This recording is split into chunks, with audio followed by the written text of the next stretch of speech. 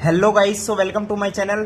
तो भाई आज की वीडियो में क्या अपना नया चैप्टर स्टार्ट करने वाले हैं, chapter number 12 limits and derivatives. ठीक है भाई, तो भाई ये सबसे इंपॉर्टेंट चैप्टर रहेगा और ये वीडियो भी सबसे इंपॉर्टेंट है। तो अपने फ्रेंड्स जितने भी है सभी को शेयर कर दो, बोल दो जाके कि भाई कैलकुलस स्टार्ट हो गया है। यानी भाई लिमिट एंड डेरिवेटिव्स का मतलब यही है कि यहाँ से आपकी क्या है, कैलकुलस का सिस्टम स्टार्ट हो गया है। कैलकुलस जो सबसे हार्ड भी लगता होगा सबको, लेकिन भाई ऐसा कुछ भी नहीं है, अपने आराम से चलते चलेंगे और चैप्टर क्या है अपना खत्म कर देंगे। ठीक है भाई, तो इसका में मतलब क्या है, लिमिट्स एंड डेरिवेटिव्स का मतलब क्या है। तो भाई अपनी एनसीईआरटी जैसे ही आप ओपन करोगे तो सबसे पहले वो बता रहा होगा कि इसमें पढ़ने क्या वाले हम। तो देखो इसने भी पहली लाइन यही बोल रखी है कि इंट्रोडक्शन टू कैलकुलस, यानी कैलकुलस की क्या है यहाँ से बिगिनिंग है। अब जैसे 12th क्लास जब आप देखोगे उसमें बहुत सारे इंटीग्रेशन, डिफरेंशिएशन, ये सब वो सब क्या है, कैलकुलस ही है बस। तो ये आपकी क्या है, जड़ है, यहाँ से आपका क्या है वो स्टार्ट होती है वो चीज़। ठीक है भाई, तो इसमें जैसे वही कह रहा है कि कैलकुलस क्या है, ब्रांच है मैथमेटिक्स की which mainly deals with the study of change in value of function. यानी कोई भी आपके पास फंक्शन है, आपने सब कुछ पढ़ लिया, रिलेशन फंक्शन पढ़ लिया, सेट्स पढ़ लिया, बहुत सारे फंक्शन पढ़ लिए। अब जो वो फंक्शंस है ना, उनकी वैल्यू क्या है, चेंज होगी। कैसे चेंज होगी, जैसे फंक्शन एक्स के अंदर है। ठीक है भाई, मान लो कोई भी फंक्शन मैंने मान लिया एफ एक्स, कुछ भी है, एक्स स्क्वेयर प्लस एक्स, ये सिंपल एक फंक्शन है एफ एक्स। अब फंक्शन जो एफ एक्स है इसकी वैल्यू क्या है, चेंज होगी। और चेंज कब होगी, जब एक्स यानी डोमेन आपकी क्या होगी, चेंज होगी। तो वही है कि ये क्या है, इसकी वैल्यू चेंज होगी। तो वैल्यू चेंज होगी तो क्या है, ये इधर उधर चलेगा कि कभी एफ एक्स की वैल्यू ये है, कभी एफ एक्स की वैल्यू ये है। तो वही सब क्या है, कैलकुलस का फंडा है। अब लिमिट्स पढ़ोगे तो limits x tends to zero, मतलब एक्स टेंड्स टू जीरो है, एक्स जीरो नहीं है। यानी जीरो से थोड़ा सा ही ज्यादा, बस 0.00001, या जीरो से ही थोड़ा सा बस कम, माइनस 0.00001। तो ये चीज आप क्या है इस चैप्टर के अंदर पढ़ने वाले हो।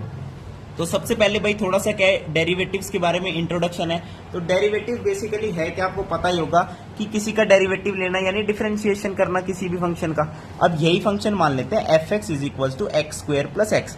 अब कोई बोल ले कि एफ डैश एक्स निकालो, या फिर इसे ही बोल देते हैं D by D x of क्या, एफ एक्स। यानी एफ एक्स को डिफरेंशिएट करो एक्स के रिस्पेक्ट में। ठीक है भाई, अब एक्स के रिस्पेक्ट में करना है तो डिफरेंशिएशन का मतलब क्या होता है, पावर को आगे ले आओ और एक पावर कम कर दो। यानी आपके पास अगर एक्स स्क्वेयर है ना, तो 2 को तो आगे ले आओ, तो ये बन जाएगा 2x, और जो x की पावर 2 है ना उसमें से एक कम कर दो पावर में, 2 माइनस 1 कितना आएगा, 1, तो पावर हो जाएगी 1। यानी एक्स स्क्वेयर का जो डिफरेंशिएशन है वो कितना आ जाएगा आपके पास, 2x आ जाएगा। अब सिमिलरली आपसे बोले 2x का करो डिफरेंशिएशन, तो 2 तो एज इट इज रहना है। ठीक है, x की पावर कितनी, 1, तो 1 आगे मल्टीप्लाई हो जाएगा 2 से।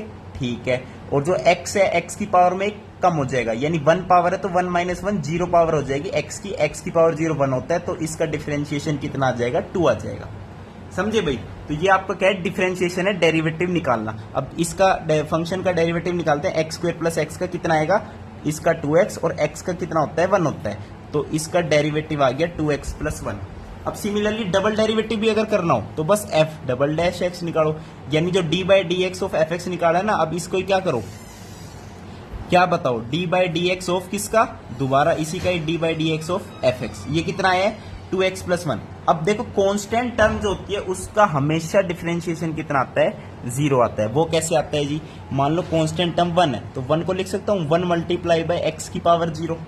ठीक है भाई, अब इसका जब डिफरेंशिएशन करोगे तो 1 तो एज इट इज रहेगा, और जो x की पावर 0 है वो आगे मल्टीप्लाई होगी, और 0 जब किसी से भी मल्टीप्लाई हो जाता है तो वो क्या हो जाता है, टोटली 0 बना देता है। इट मीन जो कांस्टेंट टर्म्स होती है, वैल्यूज होती है जितनी भी, उनका सबका डिफरेंशिएशन आपका क्या होगा, 0 होगा। तो इसका डबल डेरिवेटिव कितना हो जाएगा, 2x प्लस 1 का, ओनली 2x का ही निकालेंगे, इसका 0 हो जाएगा, 2x का डिफरेंशिएशन हो गया 2 आपके पास।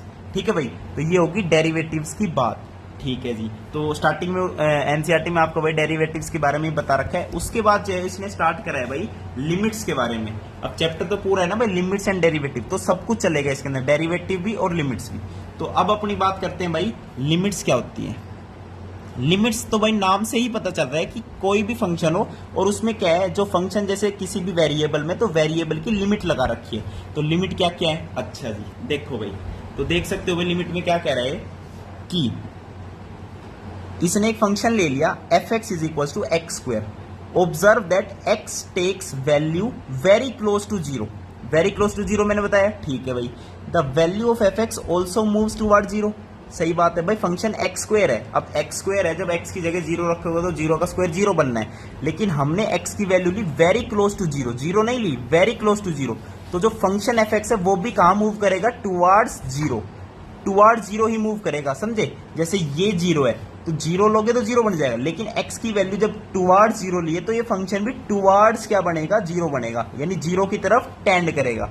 ठीक है जी, तो वही इसको लिखने का तरीका ये, limit of f x where x tends to zero, x tends to zero में ऐसे एरो से दिखाते हैं, इज इक्वल्स टू जीरो।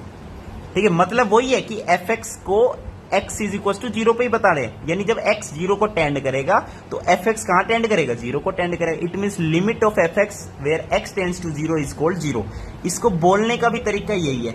इसको कैसे रीड करते हैं, limit of f x as x tends to zero equals to zero. समझे ना, उसको जीरो के बराबर ही लिखेंगे अपन। हाँ जी, तो limit of f x as x tends to zero is to be thought of as value of f x should assume at x is equal to zero. हाँ जी, समझे। अब बोलना तो लिमिट है when x tends to zero, लेकिन करना वही है कि एफ एक्स है ना, तो उसमें एक्स की जगह जीरो ही रखना है, और फिर जो आंसर आएगा, जैसे यहाँ पे जीरो आ रहा है तो यही बोलोगे कि when x tends to zero is to be thought of as the value f x should assume at zero. जो एफ एक्स की वैल्यू जीरो पे होगी वही बोलेंगे कि लिमिट है एफ एक्स की as x tends to be zero. आई बात समझ में, आगे समझ में। ठीक है भाई, अब देखो x जब टेंस टू a करेगा तो एफ एक्स की वैल्यू l है, तो l को क्या बोलते हैं, लिमिट ऑफ द फंक्शन। ठीक है, जो आंसर है ना, जैसे यहाँ पे जीरो आ रहा है और ये l आ रहा है, तो ये l क्या होगी, लिमिट ऑफ द फंक्शन बोलते हैं इसे। ये कुछ ना कुछ आपके पास वो चलते रहते हैं कि वर्ड्स क्या बोल लेंगे, इन्हें कैसे इनको रीड करेंगे, ये सब वो सब। हाँ जी, ठीक है भाई, और चले आगे। चलो, अब एक फंक्शन इसने देखो क्या दे रखा है, x square minus four upon में x minus two where x is not equals to two. तो बिल्कुल सही बात है। देखो, ये चीज तो हमेशा चलती आ रही है कि डिनोमिनेटर को हमेशा जीरो के बराबर नहीं रखना।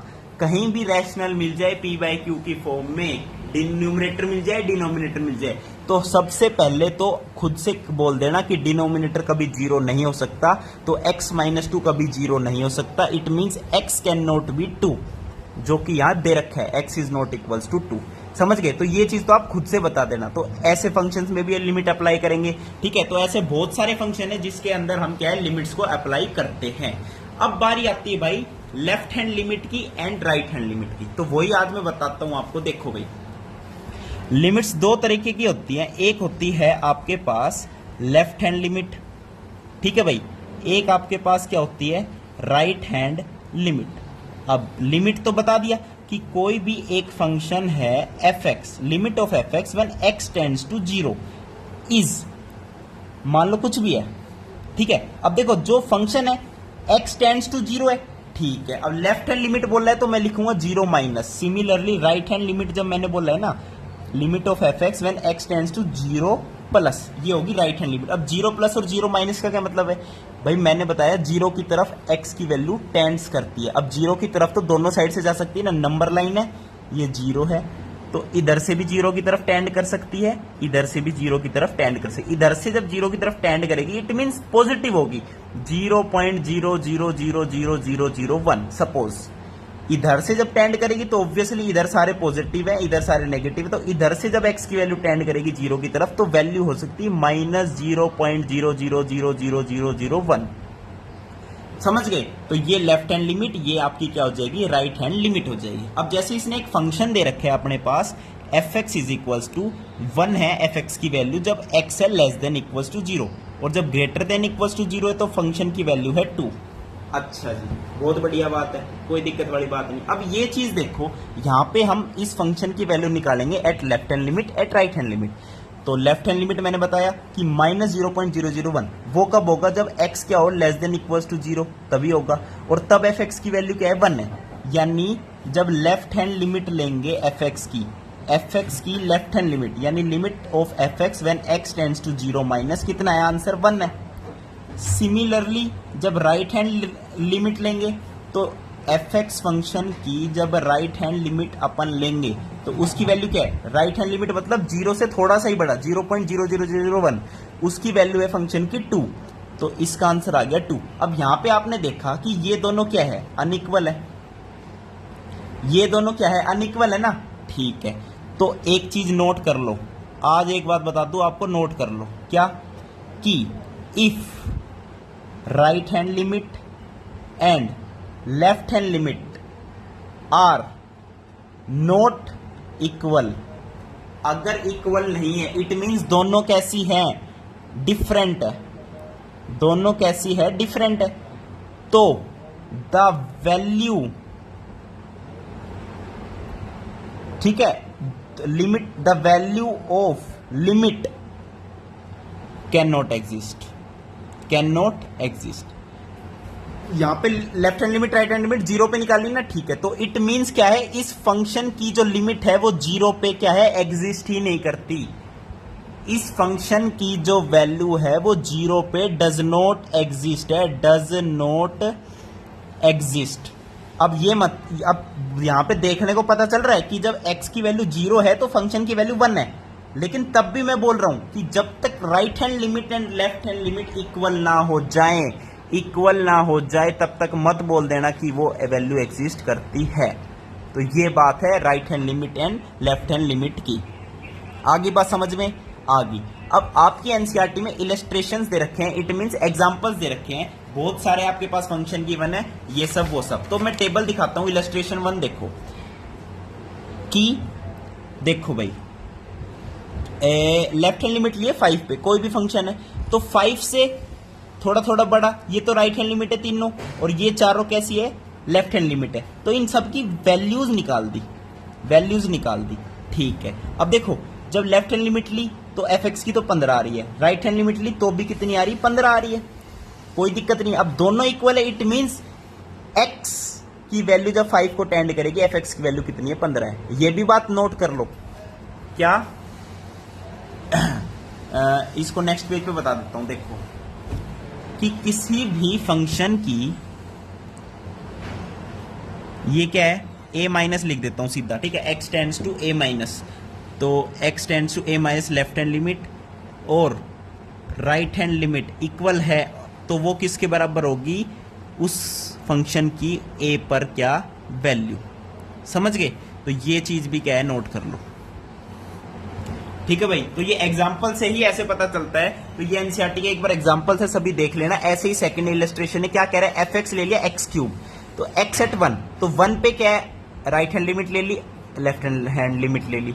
ठीक है, अब यहां पे जब इसने चेक किया कि f x at x is equal to 1 should be greater than this and less than this assuming nothing. ठीक है, सही बात कह रहा है भाई, कोई दिक्कत नहीं है। देखो जब लेफ्ट हैंड लिमिट ली तो 1 आ रही है, राइट हैंड लिमिट ली तो भी 1 आ रही है, इट मीन जो 1 पे इसकी एफ एक्स की वैल्यू है वो कितनी है, 1 है।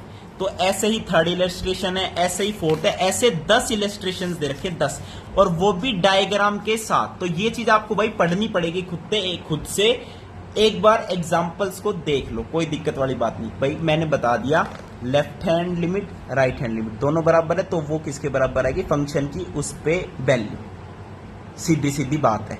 ठीक है भाई, तो बाकी चैप्टर कोई हार्ड नहीं है आपका, ये आपका इंट्रोडक्शन था। नेक्स्ट वीडियो में अपन क्या स्टार्ट करेंगे, ये अलजेब्रा ऑफ लिमिट स्टार्ट करेंगे। इसकी क्या है, कुछ प्रॉपर्टीज है, थ्योरम्स है, उसके बाद अपने क्वेश्चंस पे आते हैं। वीडियो देखने के लिए बहुत बहुत धन्यवाद, थैंक यू, नमस्कार।